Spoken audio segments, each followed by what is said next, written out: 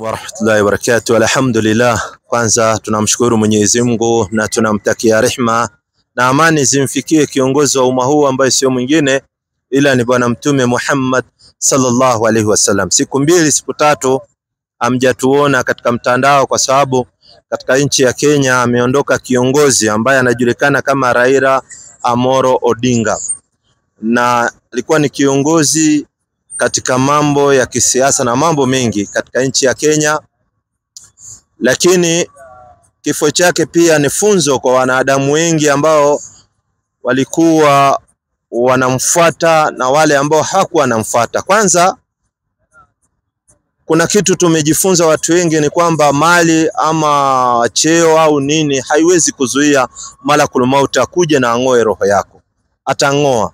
Na ndio naambiwa malakul maut hajalishi na waziri, hajalishi na rais, hajalishi na nani. Inapofika siku ya mwanadamu kuondoka, anang'oa roho yake.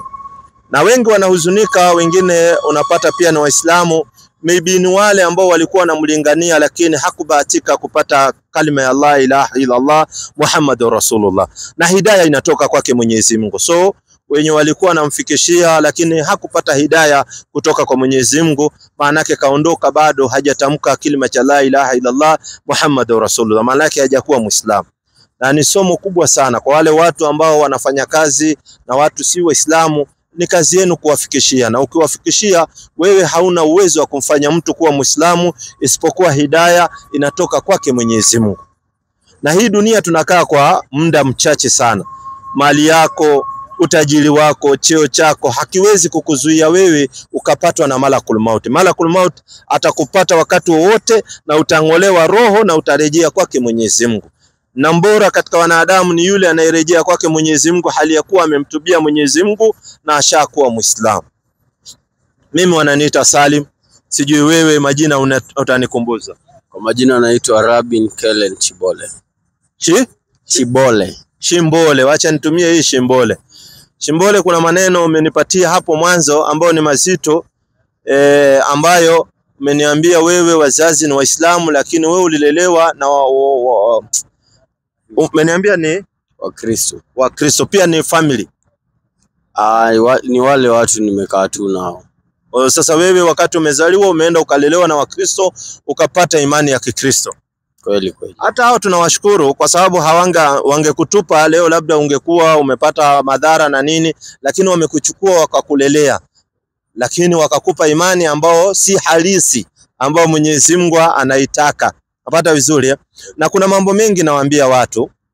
Kitu ya kwanza wewe ni urudi katika Uislamu, yani uwe Muislamu, kwa sababu umelelewa kule, umeingizwa kanisani, umefanyishwa ibada, unaona ni urejee uwe Muislamu.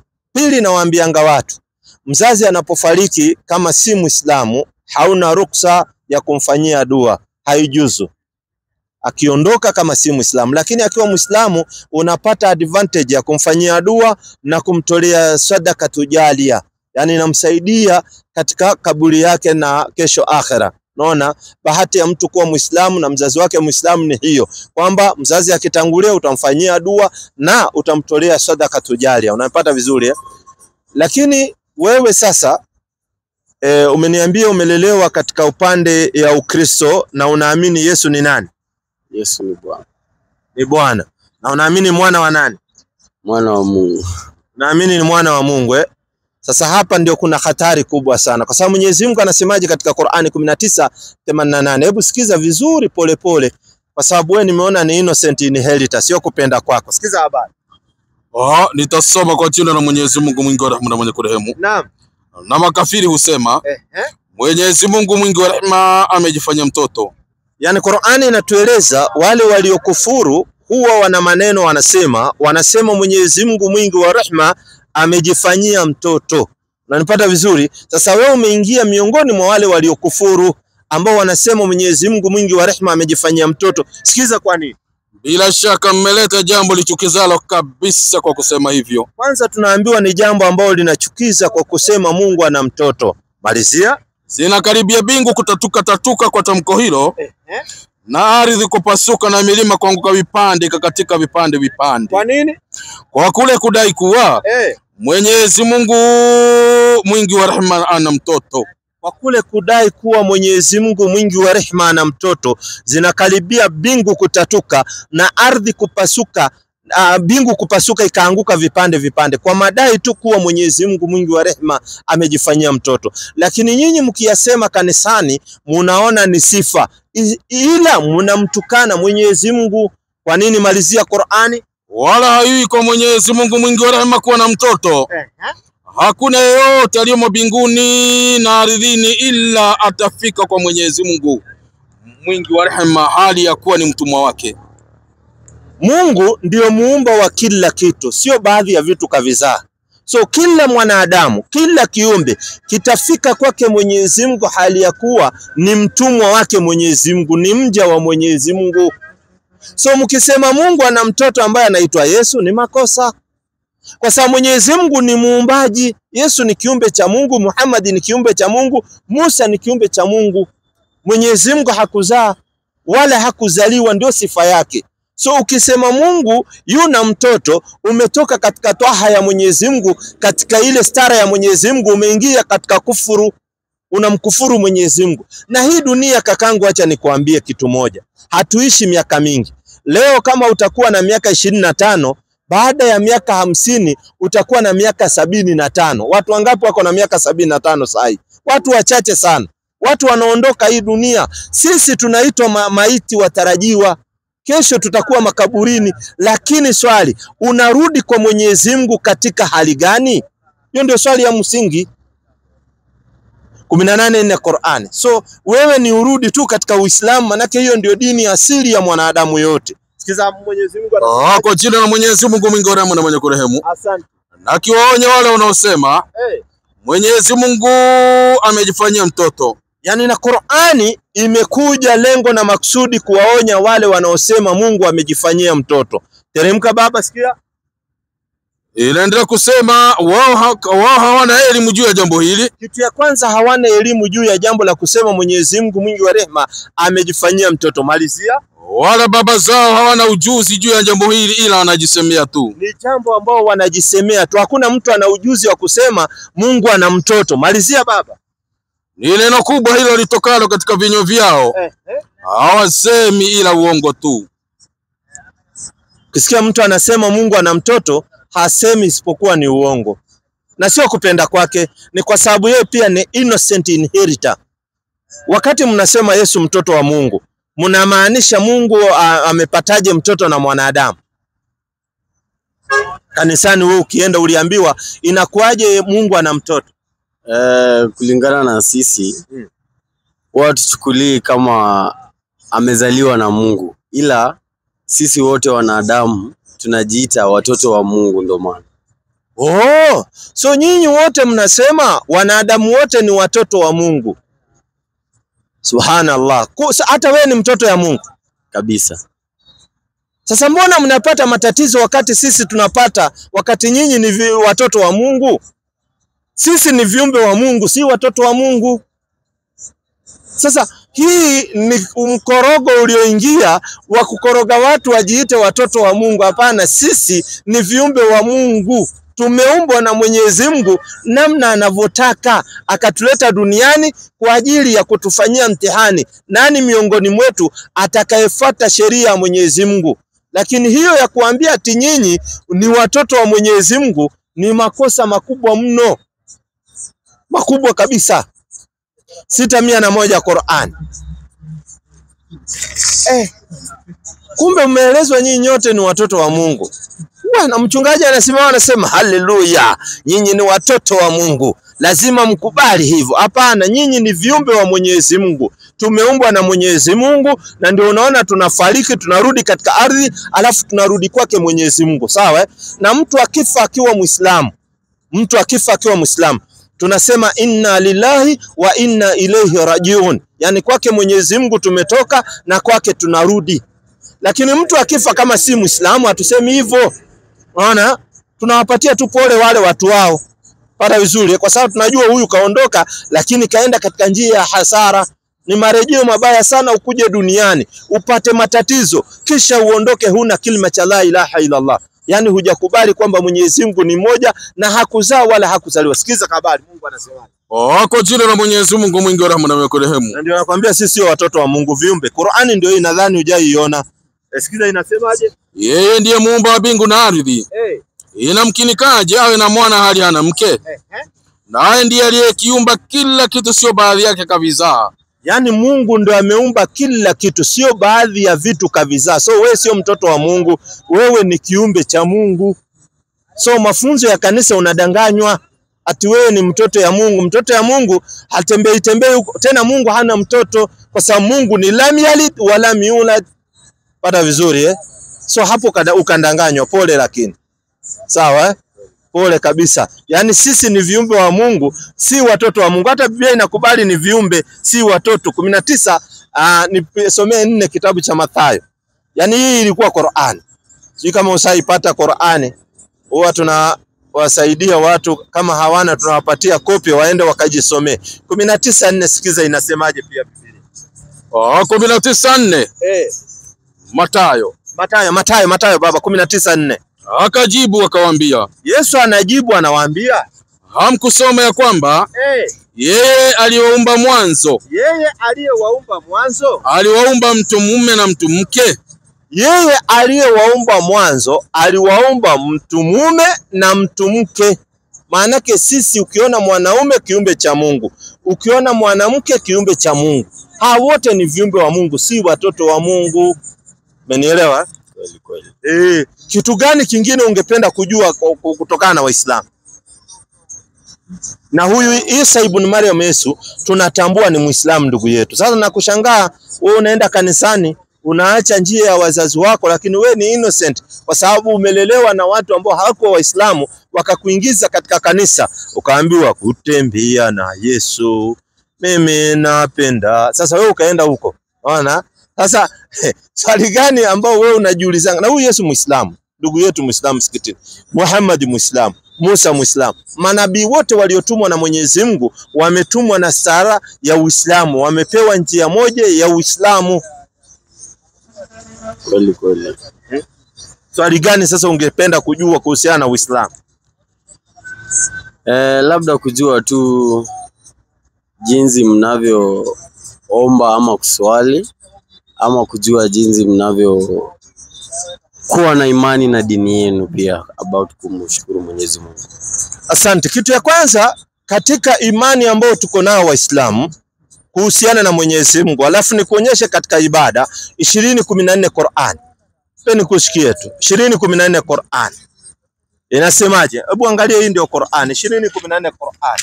Sasa Qur'an inasemaje kuhusiana na imani kumhusu Mwenyezi Mungu? 20:14. Kwa jina la Mwenyezi Mungu mwingi wa rehema na mwenye kurehemu. Kwa yakini mimi ndiye Mwenyezi Mungu, hakuna abuduye kwa haki ila mimi, basi ni abudu na usimamisha sala na kunitaja. Kwanza Mwenyezi Mungu anatueleza yeye ndiye Mwenyezi Mungu, hakuna anayefaa kuabudiwa kwa haki isipokuwa yeye, na anatuambia tumwabudu yeye peke yake. 17:22 Qur'an kuhusiana na Mungu. Sasa kuonyeshe tu vizuri pole. Kwa jina la Mwenyezi Mungu mwingi wa rehema na mwenye kurehemu. Usifanye Mungu mwingine pamoja na Mwenyezi Mungu. Yani Uislamu inatuambia usifanye Mungu mwingine pamoja na Mwenyezi Mungu. Kwa mfano, nyinyi mna itikadi kuwa Mungu ni watatu ndani ya mmoja, ama mnaita Trinity, ama sio hiyo? Kweli. Sasa hiyo tunaambiwa ni makosa. Tunaambiwa tusiwe na itikadi ya Mungu mwingine badala ya Mwenyezi Mungu. Malizia. Usije kama mwenye kulaumiwa na mwenye kukosa kukunusuru. Asante. Na Mola wako amehukumu kuwa msimwabudu yeyote ila yeye tu. Na Mungu amehukumu ya kwamba tusiabudu yeyote isipokuwa yeye Mwenyezi Mungu peke yake. Hiyo ndio imani ambayo tuko nayo kwa Mwenyezi Mungu. Tusiabudu yeyote isipokuwa Mwenyezi Mungu peke yake. Ibada tunafanyaje? 22:77 Qur'an. Muonyeshe tu huyu kijana ya akiwa Muislamu ajue namna ya kunini. Kwa jina la Mwenyezi Mungu mwingi wa rehema na mwenye kurehemu. Enyi mlioamini, salini, rukuuni. Sasa katika kusali tunafanyanga hivi katika msikiti: Allahu Akbar, kwanza unafunga swala, alafu tunarukuu, Allahu Akbar, unarukuu namna hivi, kisha tunapeleka kipaji cha uso mpaka chini.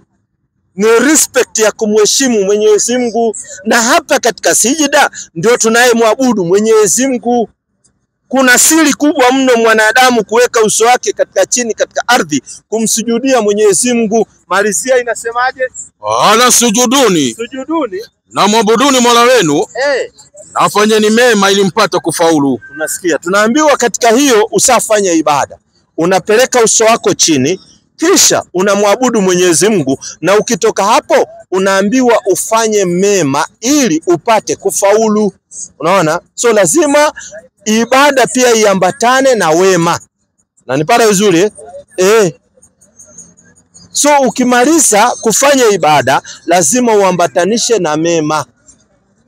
Menipata vizuri unafanya vitendo vizuri zile Mwenyezi Mungu ameamrisha. Anakuambia usizini, anakuambia Mwenyezi Mungu usiibe, Mwenyezi Mungu anakuambia mambo ya ulevi, kwa sababu kama kuna kitu inaharibia vijana Waislamu, Wakristo, vijana wote na wazee pia wamo ndani, ni mambo ya ulevi.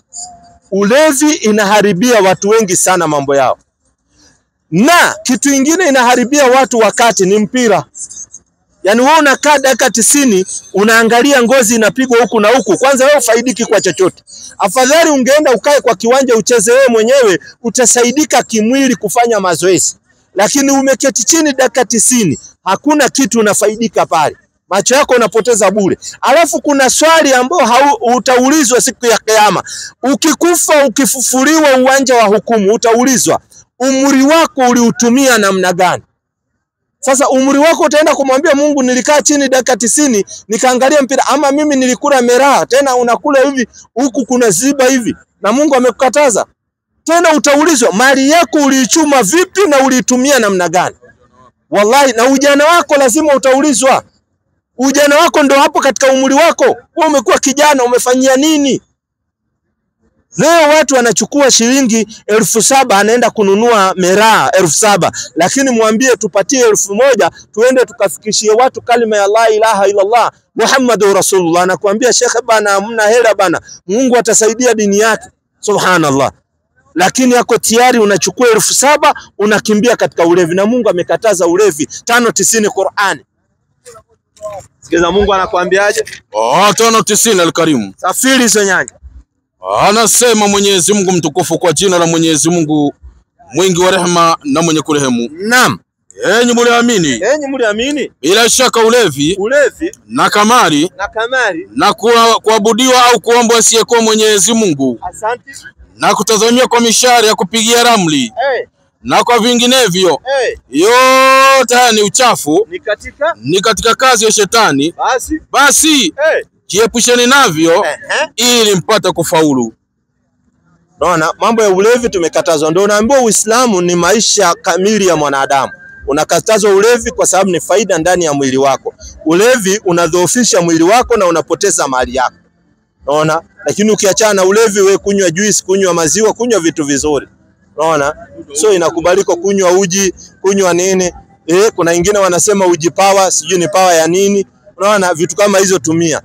Unapata vizuri? So ulevi inakatazwa katika Uislamu. Uislamu ndio dini ambao ni halisi ya kila kitu. Uliniambia unaenda kanisa gani?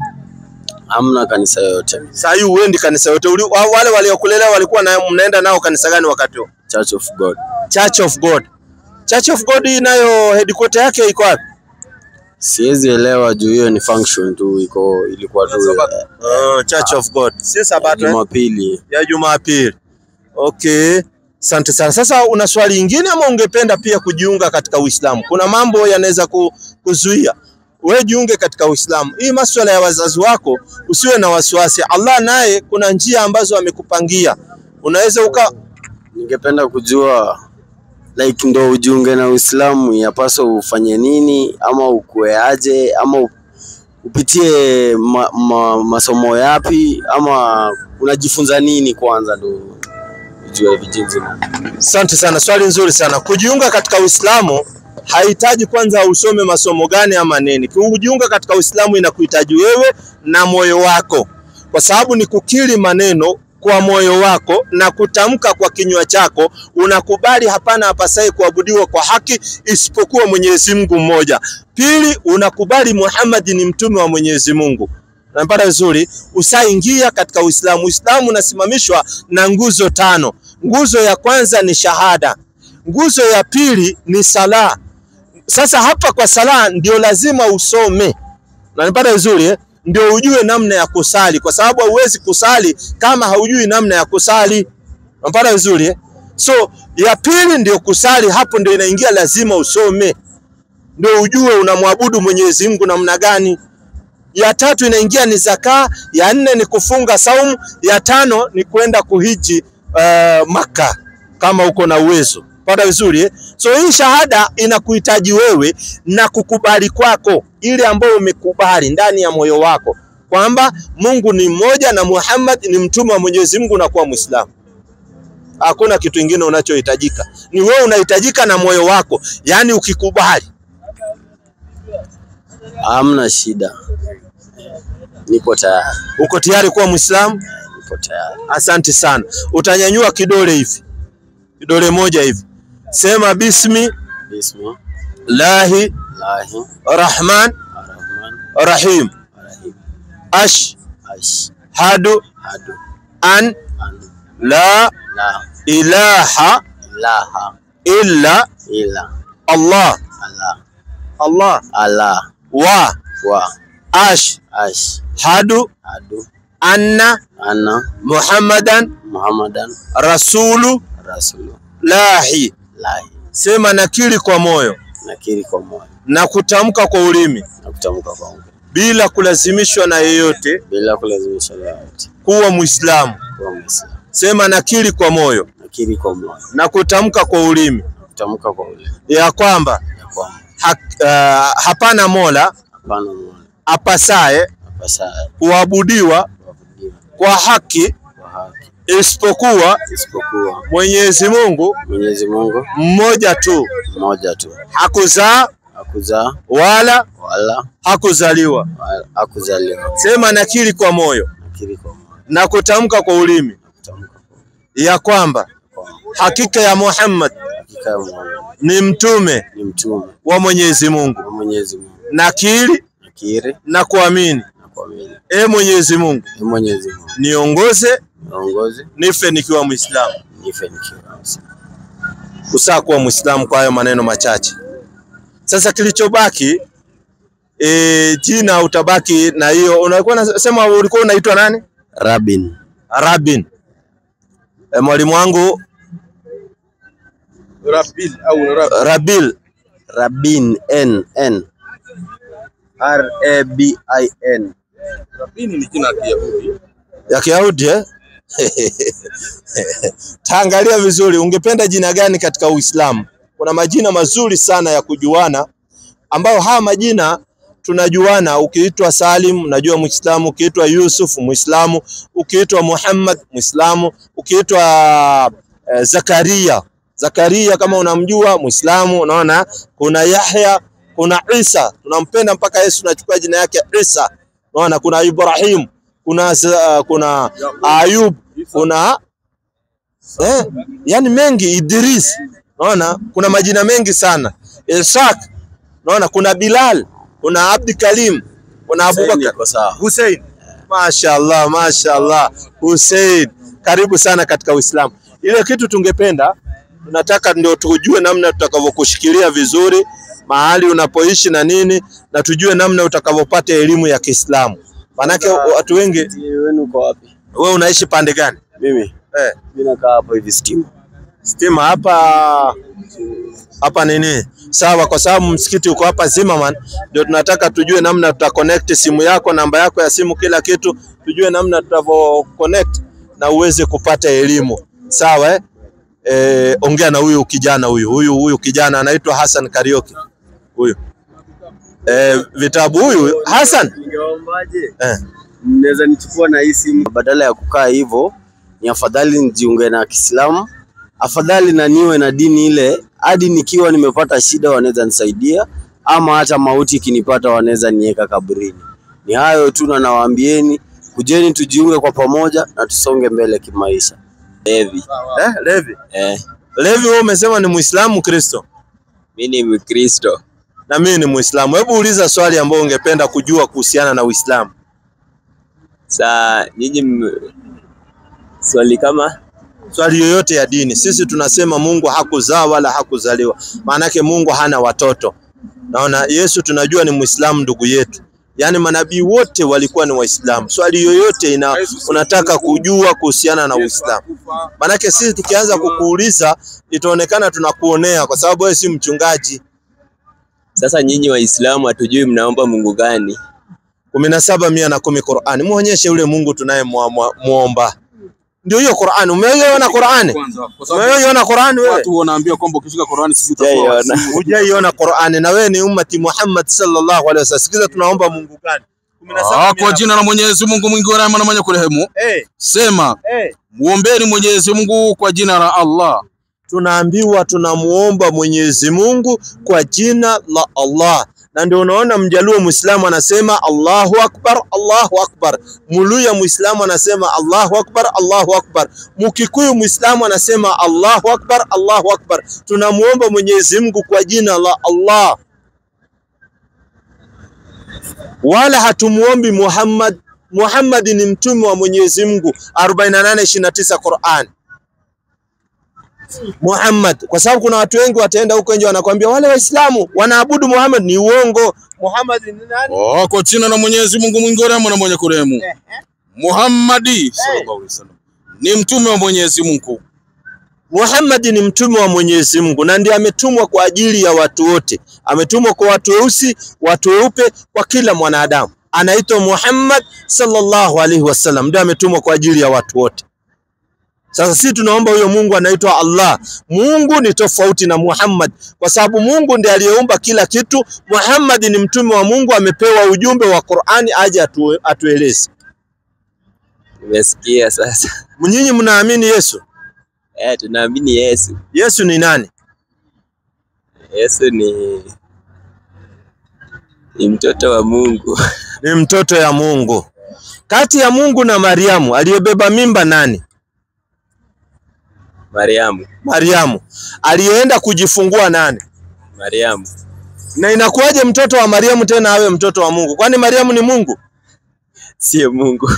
Sasa na inakuwaje? Hebu tuelezee tu. Inakuwa kuaje tena mtoto wa Mariamu anabadilishwa na kuwa mtoto ya Mungu? Sasa sina mengi hapo. Una mengi, ulikorogwa, pole sana. Yaani umedanganywa tangu utotoni ukiambiwa Mungu ana mtoto. Ukiona Mungu ana mtoto, huyo ni Mungu atazeeka. Ndio mtoto aridhi. Ni uongo. Mungu hana mtoto wala Mungu hakuzaa wala hakuzaliwa. Yesu ni mtume wa Mwenyezi Mungu, kiumbe aliyeumbwa na Mwenyezi Mungu kupitia Mariamu. Qur'ani 4:171. Sio mtoto wa Mungu, ni kiumbe cha Mwenyezi Mungu. Pole lakini mwadanganywa sana, lakini poleni. Hawa wachungaji nao wana nini hivi? Hawana huruma. Kwa jina la Mwenyezi Mungu mwingi wa rehema na mwenye kurehemu. Enyi watu wa kitabu, msipindukie mipaka katika dini yenu. Asante. Wala msiseme juu ya Mwenyezi Mungu ile yaliyo kweli. Asante. Masihi Isa bin Maryam ni mtume wa Mwenyezi Mungu. Na ni kiumbe aliyeumbwa kwa tamko lake Mwenyezi Mungu alilompelekea Mariam. Asante. Na ni roho iliyotoka kwake Mwenyezi Mungu kama roho nyingine. Basi muaminini Mwenyezi Mungu na mitume wake, wala msiseme watatu. Tunaambiwa huyu Yesu ni roho iliyotoka kwake Mwenyezi Mungu kama roho zingine. Ni neno aliyopelekewa Mariamu, akaambiwa azae bila kuingiliwa na mwanaume yote. Na tunamwamini huyu Yesu ni Muislamu ndugu yetu. Tumeamini. Sasa unasemaje na wewe ujiunge uwe Muislamu? Karibuni na nyinyi, msikimbie. Unasemaje ujiunge uwe Muislamu? Ni free kuwa Muislamu. Lakini hatulazimishi mtu, ni kwa kupenda kwako kuwa Muislamu na ufuatilie Uislamu. Usilimu kwa ajili ya Mwenyezi Mungu. Unaenda kanisa gani? Mimi ni wa roho. Roho Israeli. Si Israeli. Roho ingine hapa. Inaitangwa roho tu. Inaitwa roho Israel. Roho Israel. Na Yesu pia alikuwa akienda roho Israel. Hapo na sijui. Una habari. Hiyo kali. Sawa basi. Karibu sana katika Uislamu. Kabla hujaenda nataka niwasalimia wasalamu tu. Ujeni bana, salamu tu mkienda. Salamu tu, mbona mnaogopa? Salamu, karibu hapa. Salamu tu, mtaenda tu saa hii. Mimi wananiita Salim. Naitwa Willis. Willis, wewe ni Muislamu Kristo? Kristo. Mkristo. Una swali ungependa kuuliza Waislamu moja? Naweza uliza hivi. Mbona wakati mnaomba mnainama hivi kichwa chini? Unapeleka kichwa chini? Ni kwa sababu Mwenyezi Mungu anasema hivyo 22:77 Qur'ani. Angalia mwenyewe hapa. Unapeleka kichwa chini kwa sababu hata Yesu akiabudu alikuwa akipeleka kichwa chini, Daudi akiabudu anapeleka kichwa chini. Sikiza inasemaje? Kwa jina la Mwenyezi Mungu mwingi wa rehema na mwenye kurehemu. Enyi mlioamini, salini, rukuuni, na tuna rukuu namna hivi. Allahu Akbar. Na sujuduni, na tuna sujudu, tunapeleka paji la uso mpaka chini. Na mwabuduni Mola wenu, na fanyeni mema ili mpate kufaulu. Inakuwa ni katika kufanya ibada ndio tunapeleka uso mpaka chini. So kama wewe hujawahi peleka uso chini, haujawahi muabudu Mungu. Na Biblia yako inasemaje? Biblia kuhusiana na hii kusujudu 22:9 Ufunuo wa Yohana. Pole, lakini umekaa katika Ukristo lakini mambo mengi ulifichwa. Sikiza inasema. Inasema naye akaniambia, angalia usifanye hivi. Mimi ni mjoli wako na ndugu zako manabii na ya wale wayashikao maneno ya kitabu hiki. Yeyote anayeshika maneno ya kitabu cha Biblia, msujudie Mungu. Qur'ani imesema tusujudie Mungu, nayo Biblia inasema tusujudie Mungu. Yesu mwenyewe anasema tusujudie Mungu. Ni kwa sababu nyinyi wa Kristo sio wafuasi wa Yesu. Lau mungekuwa wafuasi wa Yesu mungesujudu. 4:10 Mathayo. Poleni lakini ndio haki ilivyo hivyo. Nitasoma kama ilivyoandikwa mwalimu. Teremka katika hizo nyanja. Ipo Yesu alipomwambia, nenda zako shetani. Kwa nini? Kwa maana imeandikwa, msujudie Bwana Mungu wako, umwabudu yeye peke yake. Kumbe hata Yesu anajua lazima usujudu. Na kusujudu ni kupeleka uso chini. Lakini wewe tangu uzaliwa haujai kusujudu. Maana yake haujai kuabudu Mungu tangu uzaliwe. Angalia hasara ambayo umeifuata. Tangu uzaliwe hujai abudu Mungu. Kuna tofauti ya ibada na kuomba. Kuomba unaweza omba ukitembea umekaa chini. Lakini kuifanya ibada lazima usujudu, upeleke uso chini. Sasa wewe umekuwa katika hasara, unafaa urudi uingie katika faida, uwe Muislamu. Na kuwa Muislamu hakuna kulipishwa ati 500 ya membership card ama nini. Na ukiwa Muislamu unaingia msikiti wowote unaopata, maadamu ni msikiti umejengwa kwa ajili ya Mwenyezi Mungu. Na uzuri katika Uislamu hakuna msikiti wa mtu fulani. Kanisa unapata picha ya mchungaji na bibi yake, maana yake hiyo ni private property. Ameweka picha yake na mke wake, maana yake akikwambia ondoka hapa uwezi hoji kitu yote kwa sababu ni mali yake. Lakini misikiti yote tunaambiwa ni nyumba ya Mwenyezi Mungu. Wewe ukiingia unaswali, unaondoka, unaenda shughuli zako. Karibu katika Uislamu. Ni free. Au una swali lingine Njika? Sina swali lingine. Unasemaje ujiunge uwe Muislamu? Uko tayari au bado? Uamuzi ni wako, maana sisi hatuwezi lazimisha. Bado Asante sana. Na wewe uko Ukristo unakulanga nguruwe? Unakula nguruwe? Sikiza Biblia inasemaje kwa watu kula nguruwe. Hii najua mchungaji hawezi kukusomea. 11:7 kitabu cha Walawi. Hebu muonyeshe Biblia inasemaje watu. Inasema mwalimu wangu, na nguruwe kwa sababu yeye anazo kwato. Ni mwenye miguu iliyopasuka kati. Lakini hacheui. Yeye ni najisi kwenu. Msile nyama yao wala msiguse misogo yao. Hao ni najisi kwenu. Ala, kumbe Biblia inasema wale wanaoamini hii Biblia wasikule nini? Nguruwe. Lakini wewe unakula nguruwe kwa sababu nyinyi wa Kristo hamuamini Biblia. Lakini sikiza tena inasema ukila nguruwe Mungu atakufanya nini? 65:4 Isaya. Sikiza Isaya anasema inasema mwalimu wangu, wakatio kati ya makaburi. Waketio kati ya makaburi na kulala katika mahali pao pa siri. Na wanalala katika sehemu zao za siri. Walao nyama ya nguruwe. Watu ambao wanapenda kula nyama ya nguruwe. Kama wewe umesema unapiga mguu ya nguruwe unakula. Sikiza habari. na mchuzi wa vitu vinichukizavyo katika vyombo vyao. Watu wasemao simama peke yako, usinikaribie mimi, kwa maana mimi ni mtakatifu kuliko wewe. Watu hao ni moshi puani mwangu, moto wakao mchana kutwa. So Biblia inasema ukila nguruwe wewe kwa Mungu unaenda kuchoka. Sasa Wakristo mbona mnaendelea kula? Na unasikia Mungu anasema ukila unaenda kuchomwa. Na ndio unaona Waislamu hatuli kwa sababu tumefundishwa tukaambiwa nguruwe ni mchafu, msile nyama yao. So kuanzia leo inafaa uachane na nguruwe. Ukienda kwa haja unatumia maji, unatumia tishu. Yaani Ukristo inakufundisha ukienda kwa haja utumie tishu. Ndio. Na leo tishu zikipigwa marufuku si mtapata shida. Ukienda kwa haja tunatumia maji kwa sababu maji ndio usafi. Ukitumia tishu uchafu iwezi toka, itabaki tu. Unapata vizuri Inatakana utumie maji. Na hii maji tumeelezwa ndani ya Uislamu, na ajabu Biblia pia inasema mtumie maji. Sasa sijajua mbona mnakwepea wapi. Sikiza inasemaje 9:10 Waebrania, tumsaidie na hiyo. Inasema mwalimu wangu. Asante baba. Kwa kuwa ni sheria za jinsi ya mwili tu. Hii ni sheria za mwili, sio mambo ya kiroho. Vyakula na vinywaji na kutawadha kwingine. Ukila chakula unaenda haja kuu. Ukinywa kinywaji unaenda haja ndogo. Na unatumianga sehemu mbili, na ndio unaambiwa na kutawadha kwingine na kwingine. Maana ya kutawadha ni kuosha kwingine na kwingine.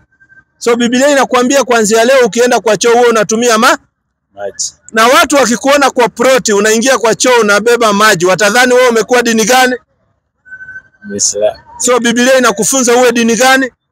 Muislamu. Lini? Donje Islamu ili dini mabel.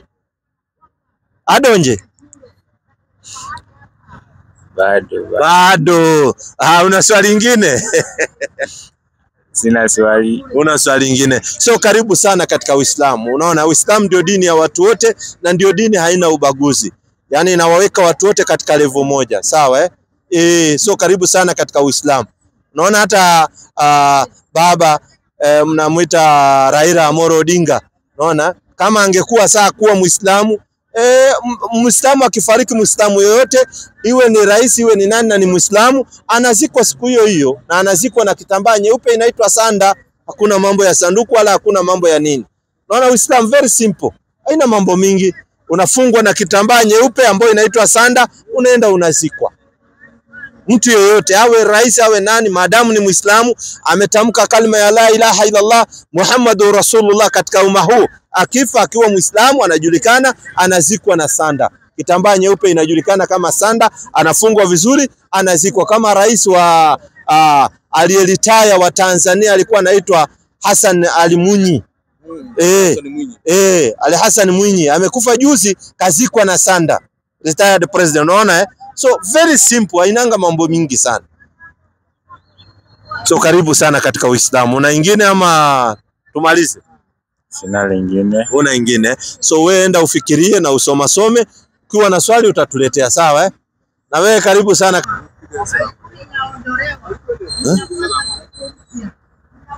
Assalamu alaikum wa rahmatullahi wa barakatuhu.